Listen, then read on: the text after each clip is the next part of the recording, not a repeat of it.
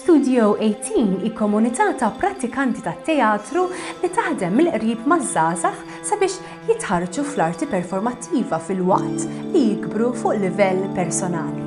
It-tim tagħna ltaqa' ma' Studio 18 sabiex jitkixxef aktar dwar il-ħidma li ssir maż-żgħażagħ minn wara l-kwinti.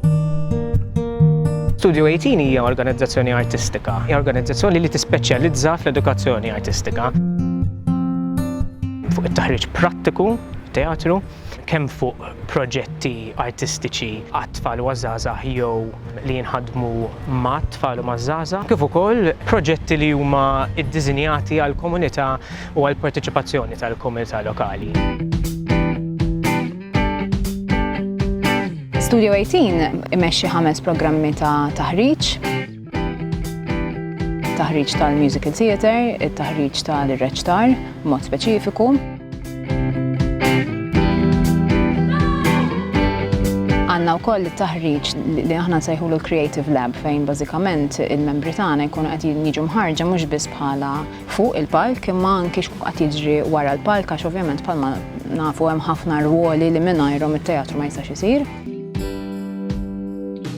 Għandna wkoll il-mentorship program ngħidulu dan ikun programm fejn il-membri tagħna jkunu qed jaħdmu ma' min ikun qed iħarriġhom fuq bażi one-to-one, ġifieri kulħadd ikun qed jaħdem għal bżonnijiet speċifiċi tiegħu u din is-sena l-ewwel darba ħan nintroduċu wkoll il-programm tal-kitba għat-teatru illi hija xi ħaġa li personalment inħobb ħafna jiena u vera eċitata dwarha.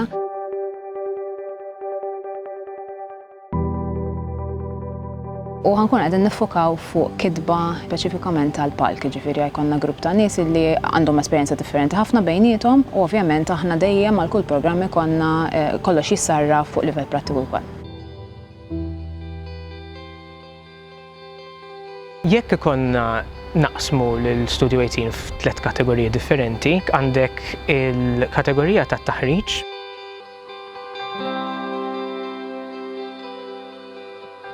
it-tieni kategorija hija dik tal-proġetti, mhumiex proġetti teatrali biss, ġeneralment dawk li huma teatrali jew jinħadmu għat-tfal u għaż-żgħażagħ jew mat-tfal u maż-żgħażagħ, però wkoll għandek dawk il-proġetti li huma ddiżinjati biex ikunu multidixxiplinari. U mbagħad għandek il-qasam tal-outreach u dik il-kategorija tiffoka fuq diversi proġetti ma' diversi komunitajiet lokali.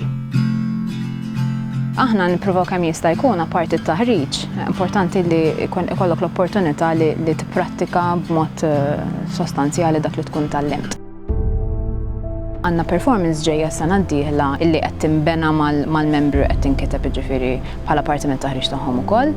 Bħalissa wasalna fl-aħħar żviluppi tal-proġett ta' Ines kienet perfetta li hija biċċa xogħol li ħassir bħala parti minn żgħażagħ ta' din is-sena. Il-ħaġa interessanti ta' Ines kienet perfetta hija li dan huwa xogħol li sar 4 snin ilu, però ovvjament minħabba l-istat ta' pandemija li qegħdin fih bħalissa ġiet rimmaġinata u ġiet adattata fuq b'mod diġitali, ġifieri l-istorja qed isseħħ mhux biss b'mod iktar preżent, imma qed tiġi trasmessa b'ħafna modi differenti li f'dawn l-aħħar 6 xhur kulħadd b'xi mod jew ieħor kellu juża minħabba li konna kollha msakrin id-dar.